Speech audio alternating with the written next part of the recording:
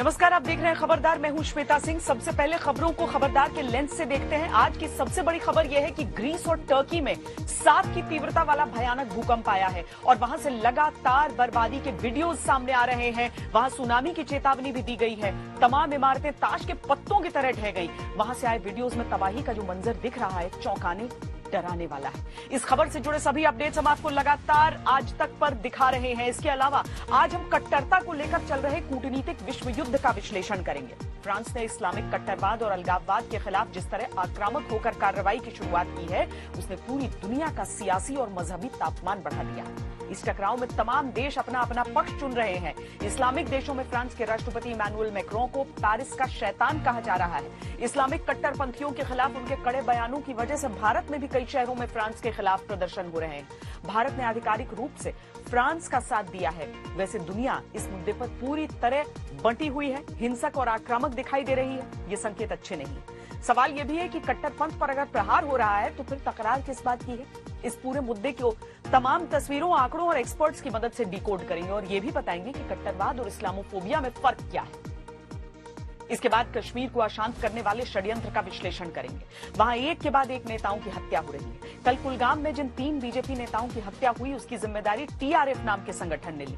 ध्यान देने वाली बात यह है कि टीआरएफ कश्मीर में दहशत फैला रहा है। यह संगठन लश्कर के आतंक का नया चेहरा है। इसका नकाब उतरना बहुत जरूरी है। आज गुजरात के केवड़िया में प्रधानमंत्री नरेंद्र मोदी ने आरोग्य वन और एकता क्रूज सेवा जैसे कुछ महत्वपूर्ण टूरिज्म प्रोजेक्ट्स का उद्घाटन किया। वहां से आज की सबसे खास तस्वीरें आई हैं। एकता क्रूज सेवा के तहत सरदार पटेल की प्रतिमा स्टैच्यू ऑफ यूनिटी तक नौका सेवा की सुविधा मिलेगी। पीएम मोदी कल सरदार पटेल की जयंती पर केवड़िया में देश की पहली सी प्लेन सर्विस की शुरुआत करने वाले हैं। मोदी सी प्लेन से अहमदाबाद के साबरमती रिवर फ्रंट से केवड़िया डैम तक का सफर करेंगे। सबसे पहले बात टर्की और ग्रीस बॉर्डर पर शुक्रवार को भूकंप के तेज झटके जो महसूस किए गए, उसकी रिक्टर स्केल पर तीव्रता 7 मापी गई है। भूकंप के बाद ग्रीस में सुनामी ने दस्तक दी। भूकंप ने टर्की में भारी तबाही मचाई है। इजमिर में कई जगह इमारतें गिर गई हैं। रिपोर्ट्स के अनुसार टर्की में 4 लोगों की मौत हुई है, जबकि 100 से अधिक लोग घायल हैं। टर्की के स्वास्थ्य मंत्री ने कहा है कि दुर्भाग्य से हमारे 4 नागरिकों ने भूकंप में अपनी जान गंवा दी। टर्की के तटीय शहर में इमारतें गिर गई हैं। टर्की मीडिया के अनुसार इजमिर के गवर्नर ने कहा है कि 70 लोगों को बचाया गया है अभी तक।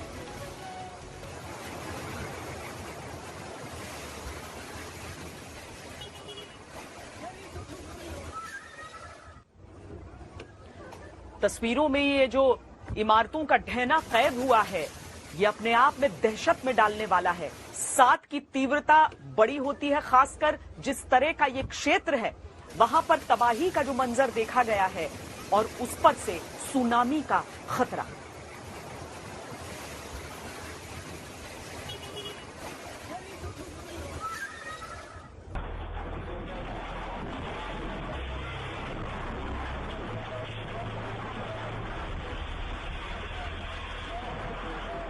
घरों के अंदर की सीसीटीवी तस्वीरें भी हम आपको दिखा रहे हैं। इमारतों के बाहर की जो सीसीटीवी तस्वीरें हैं वो तो धुएं के गुबार में बदलती हुई इमारतों को दिखा ही रही हैं, लेकिन घरों के अंदर की जो तस्वीरें हैं उसमें भी भूकंप का पैमाना साफ साफ दिख रहा है।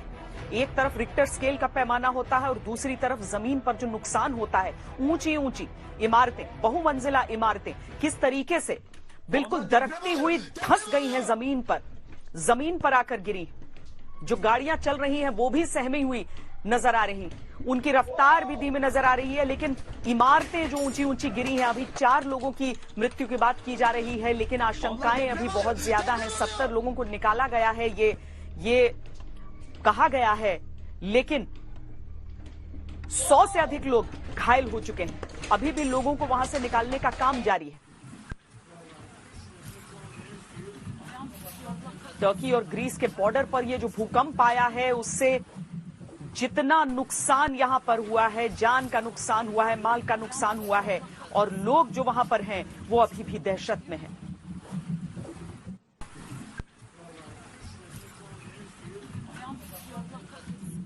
भूकंप की खौफनाक तस्वीरें घरों के अंदर से भी, इमारतों के बाहर से भी, किस तरीके से ऊंची ऊंची इमारतें जमींदोज हो चुकी हैं।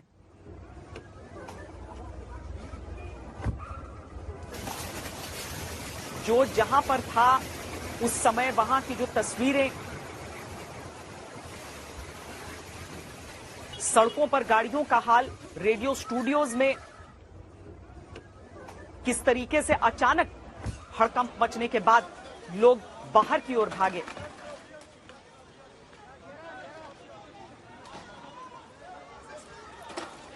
दहशत की 3 तस्वीरें हम आपको इस समय दिखा रहे हैं कि किस तरीके से भूकंप आने के बाद समुद्र का जो पानी है वो घुसा है सड़कों पर।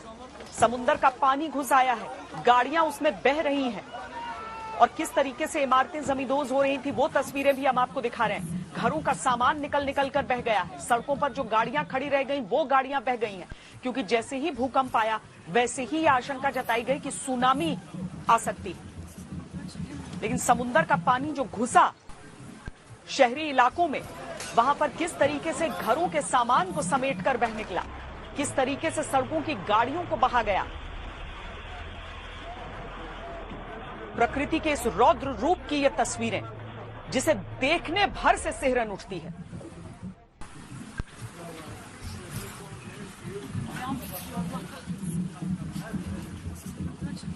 हालांकि 6 लोगों की मौत की बात सामने आई है अभी तक, लेकिन 100 से ज्यादा लोग घायल हैं।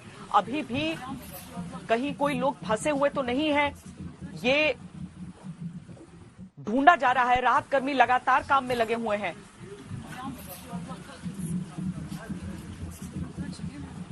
टर्की और ग्रीस का जो बॉर्डर का इलाका है वहां पर यह भूकंप आया है, लेकिन आसपास के और इलाकों में भी इसका असर देखने को मिला है।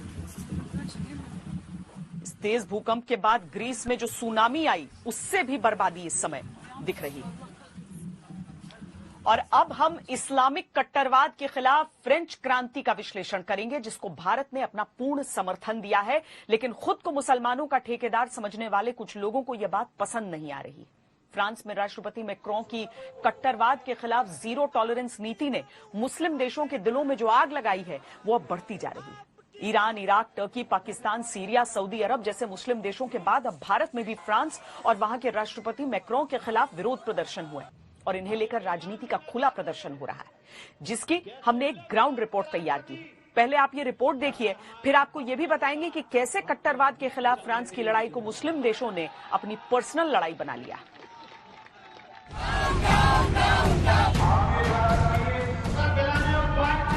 इस्लामोफोबिया नहीं चलेगा।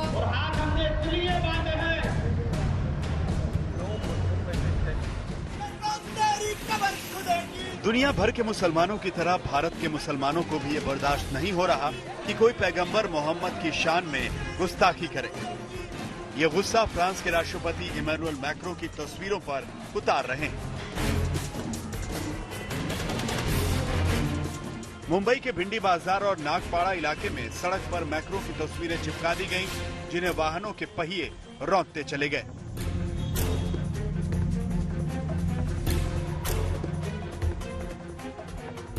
दुनिया भर में मैक्रों की तस्वीरों के साथ ऐसी बदसलूकी हो रही है। इस्लामिक कट्टरवाद के खिलाफ जंग लड़ रहे मैक्रों को इससे कोई फर्क नहीं पड़ता, लेकिन खासकर महाराष्ट्र में मैक्रों की ये बेइज्जती बीजेपी को खल गई।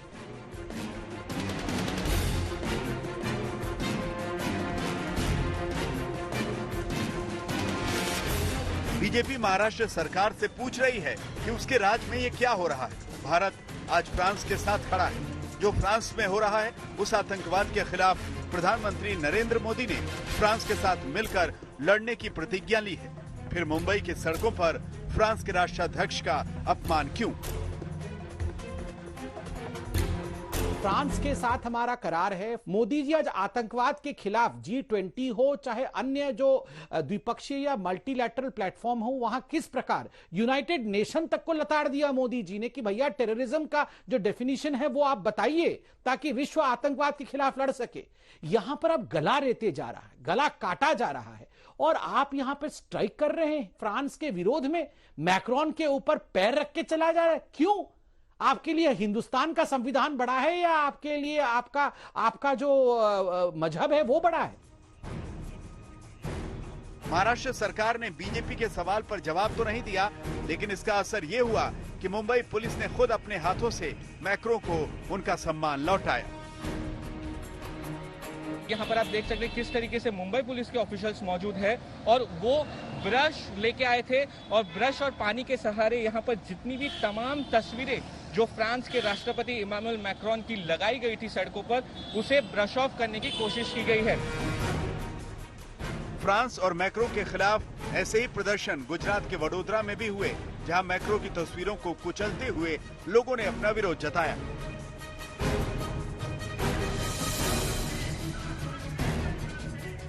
ऐसे ही प्रदर्शन उत्तर प्रदेश के देवबंद में भी हुए।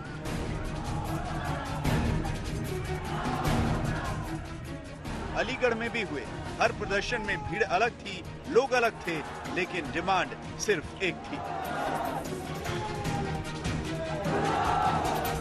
देखिए, जिस तरीके से फ्रांस के अंदर हमारे नबी आखिरी जमा पैगंबर मोहम्मद सल्लल्लाहु अलैहि वसल्लम की शान में गुस्ताखी की गई है और वहाँ के राष्ट्रपति भी उनके साथ में हैं, उनके समर्थन में हैं, तो इसकी जितनी भी मजम्मत की जाए वो कम है। पूरी दुनिया के अंदर जो है प्रोटेस्ट किए जा रहे हैं, ये बिल्कुल सही है और दुरुस्त है। और साथ साथ हम आलम इस्लाम और हिंदुस्तान के मुसलमानों से ये अपील भी करते हैं कि फ्रांस की जितनी भी मसनूआत हैं, उन तमाम ही मसनूआत का आलम इस्लाम भी और हिंदुस्तान के तमाम ही मुसलमान बायकाट करें और उससे अपना रिश्ता और ताल्लुक खत्म करें। हमने जो प्रोटेस्ट किया है वो हमारे प्यारे नबी मोहम्मद सल्लल्लाहु अलैहि वसल्लम की जिस तरीके से फ्रांस के अंदर तस्वीर को, जिस तरीके से वहाँ के राष्ट्रपति के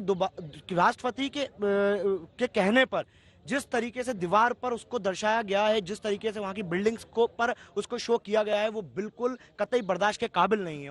पहले तो हम उसकी मजम्मत करते हैं और हम फ्रांस की हर एक प्रोडक्ट का बायकॉट करते हैं। देश के कई और शहरों में फ्रांस और मैक्रो के खिलाफ छिटपुट प्रदर्शन की खबरें और तस्वीरें आईं, लेकिन मध्य प्रदेश की राजधानी भोपाल में बात बढ़ गई। ये भोपाल की तस्वीरें हैं, जहां मैक्रो की तस्वीरों को सड़क पर लगाकर बाकायदा जूतों से कुचला गया।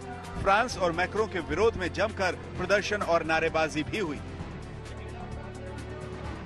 मैक्रो पर पैगंबर मोहम्मद का जानबूझकर अपमान करने का आरोप लगाया गया।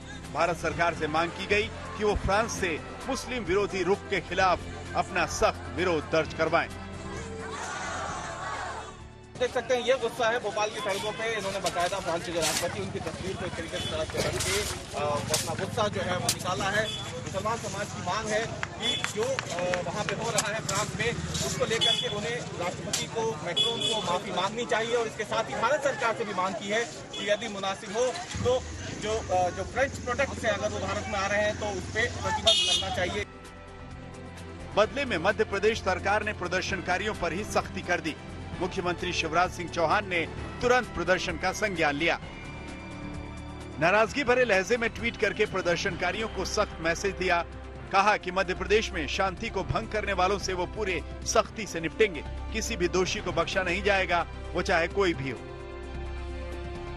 इसके तुरंत बाद खबर आई कि भोपाल में प्रदर्शन के मुख्य आयोजक कांग्रेस विधायक आरिफ मसूद और प्रदर्शनकारियों पर केस दर्ज कर लिया गया, कोरोना गाइडलाइंस का उल्लंघन करने के जुर्म में। भोपाल के कांग्रेस के विधायक आरिफ मसूद के द्वारा फ्रांस के खिलाफ रैली का आयोजन करना, प्रदर्शन करना, यानी शुद्ध तौर पर आप आतंकवाद का समर्थन कर रहे हैं। मैं कांग्रेस की राष्ट्रीय अध्यक्ष और विशेष तौर पर मध्य प्रदेश के पूर्व मुख्यमंत्री कमलनाथ जी आपसे पूछना चाहता हूं, क्या आप आतंकवाद का समर्थन करते हैं? इस प्रकार के प्रदर्शनों में आप साथ में हैं, इसका जवाब उनको देना चाहिए। उसूल की बात यह है कि हमने कभी किसी के धर्म के बारे में बुरा नहीं कहा, तो हमारे मजहबी पेशवा के बारे में, हमारे नबी के बारे में गुस्ताखी करने का किसी को हक हासिल नहीं है। और अगर फ्रांस के राष्ट्रपति ने कार्टून के ऊपर टिप्पणी करी है तो हमने उसका विरोध करा है और शांतिपूर्वक विरोध करा। देखिए, मुकदमा ने दर्ज करा, इसका जवाब मैं अदालत में दूंगा। मुस्लिम कट्टरवाद के खिलाफ जंग का ऐलान कर चुके फ्रांस को भारत ने अपना समर्थन दिया है। भारत के मुसलमान पैगंबर मोहम्मद की शान में फ्रांस की गुस्ताखी की खिलाफत कर रहे हैं।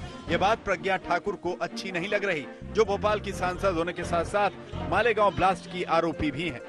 फ्रांस में नहीं, मैं कह रही हूँ विश्व में जहाँ भी इस प्रकार के लोग हैं, आतंकवादी गतिविधियां फैलाने वाले, ये विधर्मी हैं। और भारत में भी, भोपाल में भी इन विधर्मियों की कमी नहीं है और उन लोगों का समर्थन। भाई, जो राष्ट्र है अगर वहाँ आतंकवादी गतिविधि होगी तो वहाँ का देश कानून बनाएगा अपने देश की रक्षा के लिए। इस बात में कोई दो राय नहीं कि पैगंबर मोहम्मद के अपमान का विरोध जताने के लिए प्रदर्शन करने में कोई बुराई नहीं है, लेकिन इसकी एक मर्यादा भी होनी चाहिए और विरोध तो फ्रांस में इस्लामिक आतंकवाद की घटनाओं का भी होना ही चाहिए। भोपाल से रवीश पाल सिंह और मुंबई से सौरभ अख्तानिया के साथ आज तक ब्यूरो। फ्रांस के राष्ट्रपति का कहना है कि उन्होंने अपने देश में इस्लामिक कट्टरवाद के खिलाफ जंग छेड़ी है, लेकिन मुस्लिम देशों के नेताओं का कहना है कि फ्रांस इस्लामोफोबिया फैला रहा है। तो अब ये भी समझ लीजिए कि इस्लामोफोबिया क्या होता है और ये इस्लामिक कट्टरवाद से कितना अलग है। इस्लामोफोबिया दो शब्दों से मिलकर बना है, इस्लाम और फोबिया, जिसका हिंदी में अर्थ होता है इस्लाम का भय, जबकि इस्लामिक कट्टरवाद दो अलग अलग शब्द हैं। कट्टरवाद का मतलब होता है कड़ा रुख अपनाने वाला। फ्रांस की लड़ाई इसी कट्टरवाद के खिलाफ है। इस्लामिक कट्टरवादी सोच से पीड़ित फ्रांस में पिछले 15 दिनों में 2 आतंकवादी घटनाएं हो चुकी और इसी कट्टरवाद के खिलाफ फ्रांस ने अब कड़े कदम उठाने का फैसला किया है। यही वजह है कि इस्लामिक कट्टरवाद के समर्थक मुस्लिम देशों के नेताओं की नींद उड़ी हुई है। अब उन्होंने इसे अपनी पर्सनल लड़ाई बना लिया है।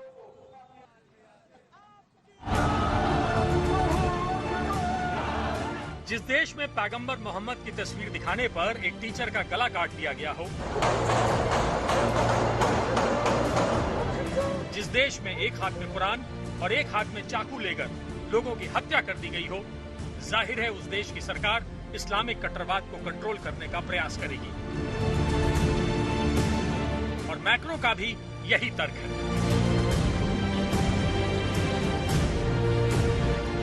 Il y a dans cet islamisme radical France में केवल एक समुदाय है, राष्ट्रीय समुदाय।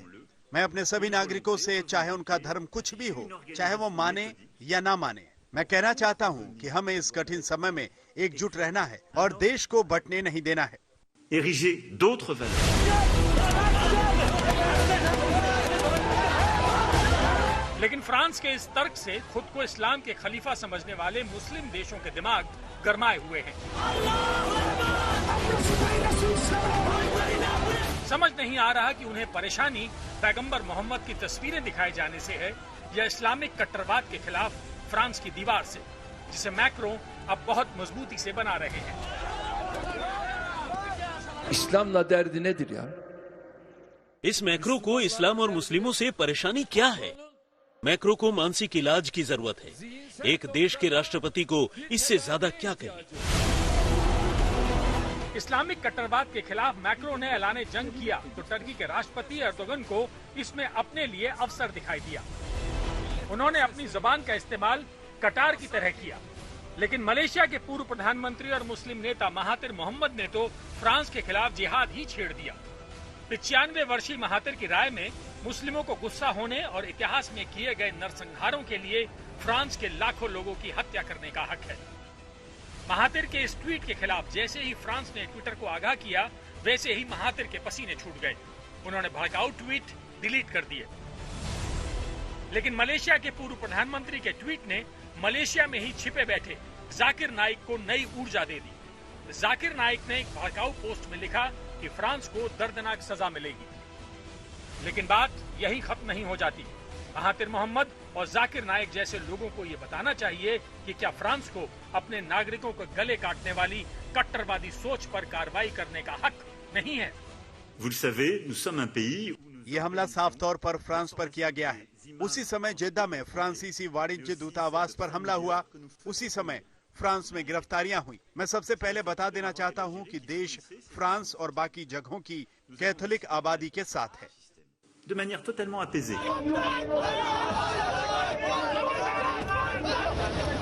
अब भले ही मुस्लिम देशों के ठेकेदारों को नापसंद हो, लेकिन फ्रांस के राष्ट्रपति मैक्रो ने इस्लामिक कट्टरवाद के खिलाफ फुल एंड फाइनल जंग लड़ने का ऐलान कर दिया है।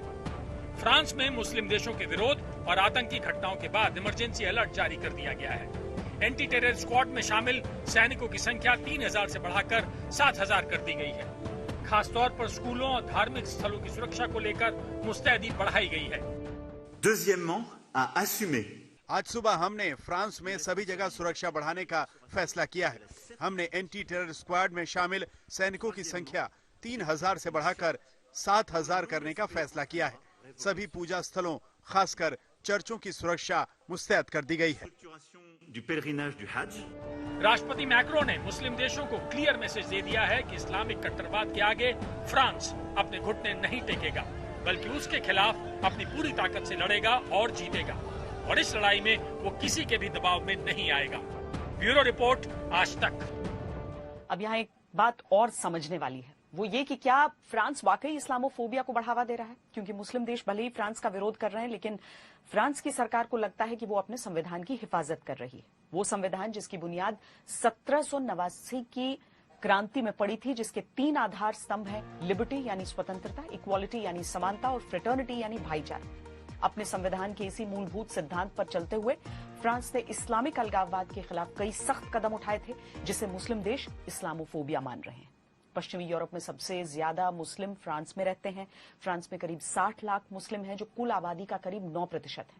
फ्रांस में फिलहाल 2600 से ज्यादा मस्जिदें हैं, जिनमें से 70% मस्जिदों का निर्माण पिछले 15 सालों में हुआ। फ्रांस के मुसलमानों का वहां के सेक्युलरिज्म से हमेशा टकराव रहा। ये टकराव फ्रांस में बढ़ते इस्लामिक कट्टरवाद से भी जुड़ा है। रिपोर्ट्स के अनुसार फ्रांस में पिछले 5 साल में इस्लामिक उग्रवाद या जिहादी गुटों से प्रभावित लोगों के हमलों में 250 से ज्यादा लोग मारे जा चुके हैं। धर्मनिरपेक्ष देश फ्रांस इस्लामिक अलगाववाद को कंट्रोल में रखने के लिए समय समय पर ऐसे कदम उठाता रहा है जो इस्लामिक देशों को चुभे हैं। 2004 में फ्रांस ने स्कूलों में बुर्का पहनने पर रोक लगा दी थी। ऐसा करने वाला फ्रांस शायद दुनिया का पहला देश था। फ्रांस में शिक्षक या मेयर्स जैसे सरकारी कर्मचारी ऐसा कोई प्रतीक अपने पास नहीं रख सकते जिससे उनकी धार्मिक पहचान मालूम चल सके। फ्रांस आतंकवाद से युद्ध स्तर पर अपना बचाव कर रहा है। अब आपको ये बताते हैं कि कैसे कश्मीर का माहौल खराब करने की कोशिश हो रही है। कश्मीर में कल 3 बीजेपी नेताओं की हत्या से वहां हड़कंप मचा हुआ है। ये सिर्फ एक और आतंकी हमला भर नहीं था, बल्कि इस साल बीजेपी नेताओं पर हमलों के कई मामलों से आतंकियों की रणनीति का पैटर्न उभर रहा है। क्या ये लोकतंत्र को डराने की साजिश है? क्या यह कश्मीर में हो रहे बदलावों को नाकाम करने की छटपटाहट है? कल के हमले की जिम्मेदारी टीआरएफ नाम के स्थानीय आतंकी संगठन ने ली, लेकिन सुरक्षा बल इसे लश्कर का डमी संगठन मानते हैं। कल के हमले में टीआरएफ और लश्कर से जुड़े आतंकियों तक जांच के सूत्र पहुंच रहे हैं।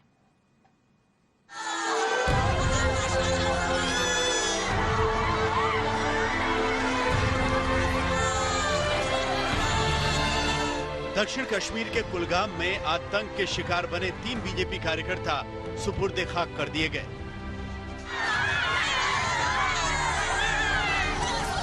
आतंक के खिलाफ हिंदुस्तान की लड़ाई में उन्हें शिकार बनना पड़ा।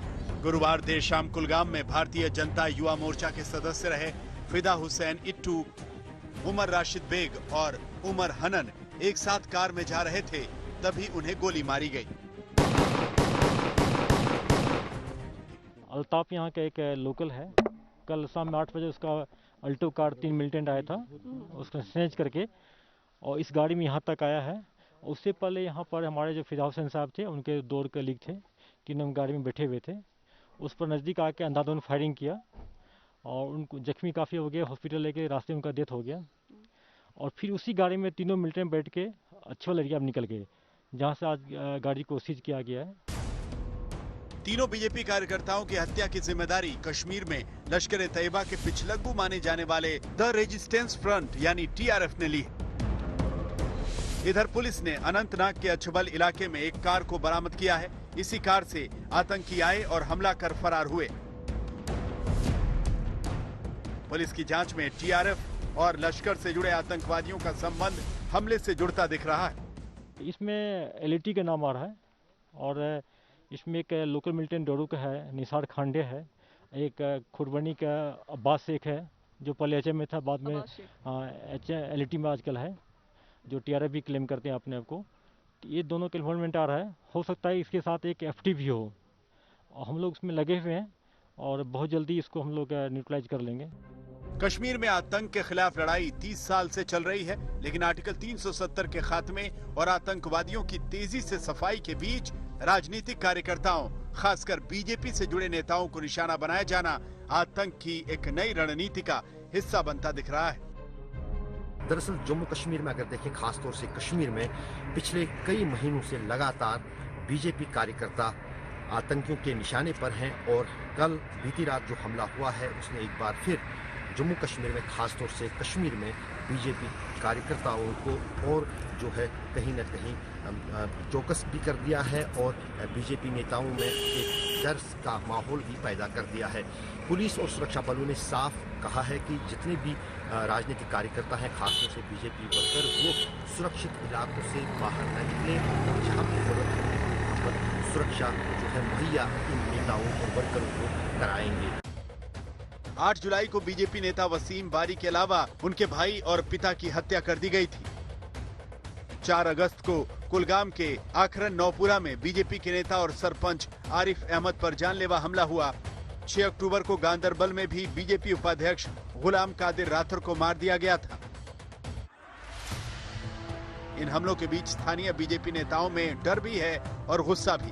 खासकर कुलगाम में हुई हत्याओं के बीच स्थानीय पुलिस के खिलाफ नाराजगी सामने आई है। यह सिर्फ आतंकवादी घटना नहीं है।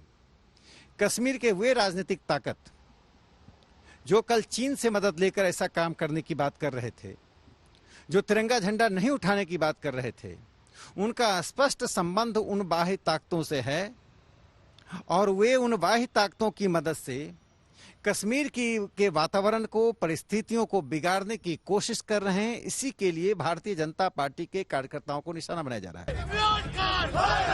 हालांकि राष्ट्रीय स्तर पर बीजेपी नेता अपने कश्मीरी नेताओं पर खतरे को कश्मीर की राजनीति के चश्मे से देख रहे हैं।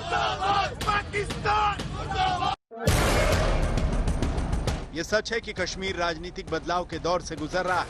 इसे पाकिस्तान से पाला पोसा गया आतंकवाद बर्दाश्त नहीं कर सकता।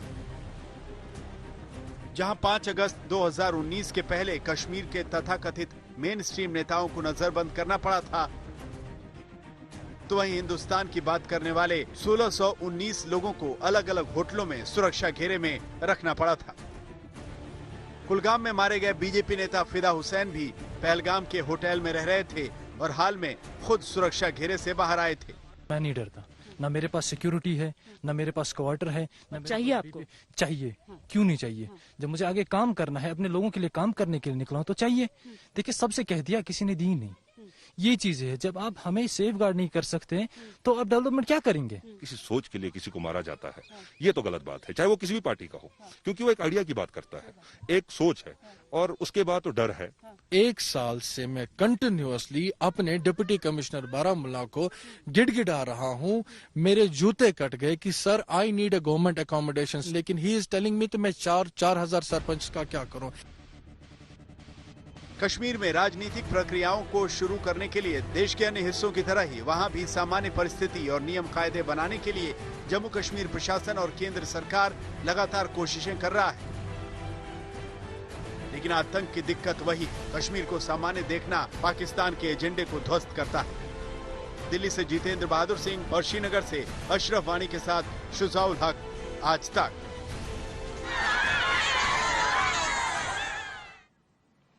कल के कुलगाम हमले की जिम्मेदारी लेने वाले टीआरएफ का जन्म कथित तौर पर आर्टिकल 370 के खात्मे के बाद हुआ। साफ है कि कश्मीर की राजनीतिक स्थिरता वहां पर बन रही है, वो आतंकियों को बर्दाश्त नहीं हो रही। ऐसे में लश्कर का नकाब ओढ़े इस टीआरएफ की कुंडली खंगालनी भी जरूरी है।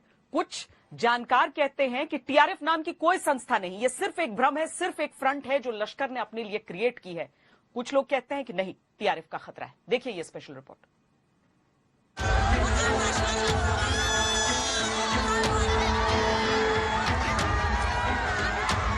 कश्मीर में 3 बीजेपी नेताओं की हत्या की जिम्मेदारी जिस आतंकी संगठन टीआरएफ ने ली है, उसका नाम कुछ ही महीनों पहले सुर्खियों में आया।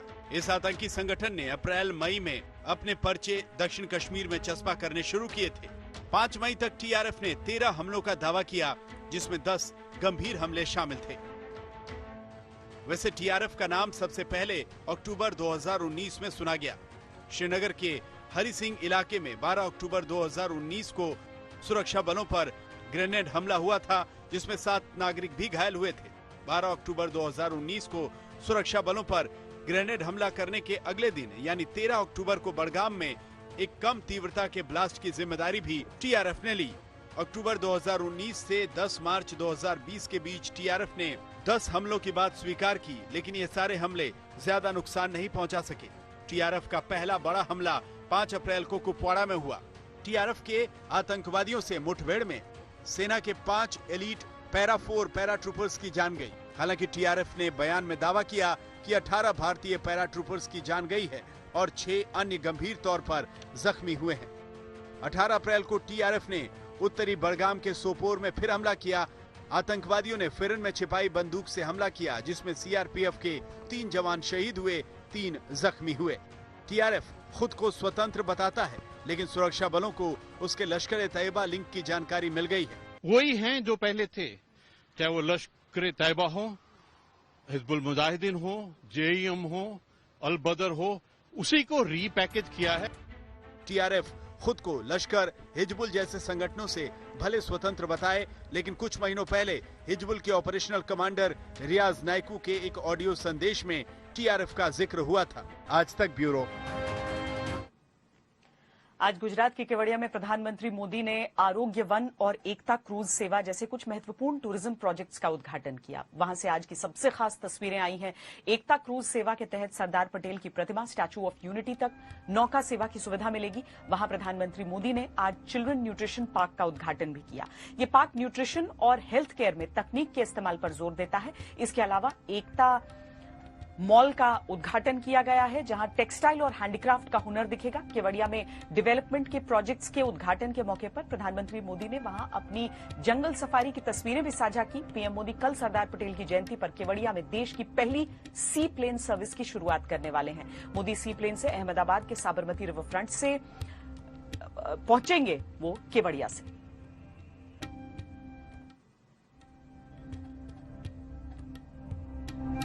देश की अर्थव्यवस्था में कहीं कोई उम्मीद की किरण नजर आती है तो वो है कृषि सेक्टर। कार बाजार से लेकर कंज्यूमर ड्यूरेबल्स तक सभी ग्रामीण बाजारों के दम पर बिक्री के रिकॉर्ड बना रहे हैं। लेकिन इस सेक्टर ने जितना योगदान देश की विकास दर को बढ़ाने में किया है, उतनी मदद इसे सरकार से कोरोना काल में भी नहीं मिल रही है। इस बार चाहे कारों की बम्पर बिक्री हो या फिर टीवी और फ्रिज जैसे कंज्यूमर ड्यूरेबल्स, इनकी बिक्री में बढ़ोतरी के लिए ग्रामीण बाजार के सिलसिला बांधा जा रहा है। यहां तक कि ई-कॉमर्स की रिकॉर्ड बिक्री में भी ग्रामीण इलाकों के करीब बसे छोटे शहरों और कस्बों का हाथ बताया जा रहा है। आखिरकार इसकी वजह क्या है? क्यों कोरोना काल में महामंदी के बीच कैसे ग्रामीण अर्थव्यवस्था चमक रही है और क्यों ये देश की विकास दर को मजबूत सहारा दे रही है? क्या इसकी वजह पीएम किसान और एमएसपी जैसी सरकारी योजनाएं हैं? इसके जवाब में जानकारों का मानना है कि बेहतर मानसून की वजह से हुई बम्पर पैदावार किसानों की आमदनी को बढ़ाने की बड़ी वजह है। साथ ही वो ये भी मानते हैं कि भारत को इजराइल जैसे देशों से सीख लेकर पैदावार को बढ़ाने के तरीके अपनाने चाहिए, जिससे किसानों की आमदनी दोगुना करने का संकल्प पूरा किया जा सके।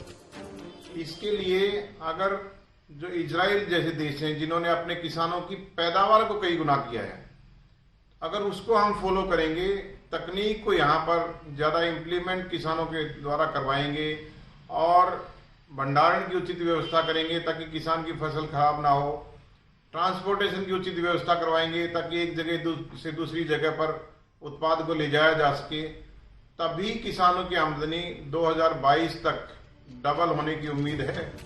आरबीआई गवर्नर शक्तिकांत दास ने भी कोरोना के दौर में ग्रामीण अर्थव्यवस्था के शानदार प्रदर्शन पर खुशी जताई। इसके चलते ग्रामीण और छोटे शहरों कस्बों में लोगों ने अपने काम धंधों को किसी तरह चालू रखने की कोशिश की। ग्रामीण क्षेत्रों में जो बेहतर आर्थिक माहौल बन रहा है, उसके पीछे इन जगहों में रहने वाले लोगों की मेहनत ही है। किसानों ने जिस तरीके से अपनी मेहनत से पैदावार बढ़ाकर कोरोना को चुनौती दी है, वो भी काबिले तारीफ है। वित्त मंत्रालय का मानना है कि ग्रामीण अर्थव्यवस्था इस अंधेरे दौर में उम्मीद का सूरज बनकर जगमगा रही है। Making sure that agriculture and the related activities such as processing of food, export of agricultural goods, making sure that the connectivity to the nearby ports and also making sure the cold chains are all going to be in place. So again, somewhat infrastructure, but primarily aimed at making sure that India's surplus grains, India's surplus vegetables, fruits are all going to be intact and fresh to be exported. किसानों ने corona की परवाह करे बगैर हिम्मत के साथ अपने खेतों में काम किया और देश के भंडार अनाज से भर डाले। इस हिसाब से किसानों की फसल के मूल्य को तय करने के लिए सरकार को दरियादिली दिखानी चाहिए। एमएसपी को भी कृषि के जानकार दिखावा करार दे रहे हैं। किसान के सामने सबसे बड़ी चुनौती तो उसकी अपनी माली हालत है कि वो फसल को रोक नहीं सकता, फसल को अच्छे रेट बिकने का इंतजार नहीं कर सकता। मिनिमम सपोर्ट प्राइस जो सरकार की मिलती है वो कुछ ही उत्पादों पर मिलती है और सीमित मात्रा पर मिलती है। तो उसको जो ऐसी माली हालत हो या ऐसा सुलभ लोन उसको मिले कि वो अपनी फसल को ठीक रेट मिलने का इंतजार कर सके। यानी किसानों को जो कोरोना बोनस सरकार से मिलना चाहिए था उसमें वो चूक गई है।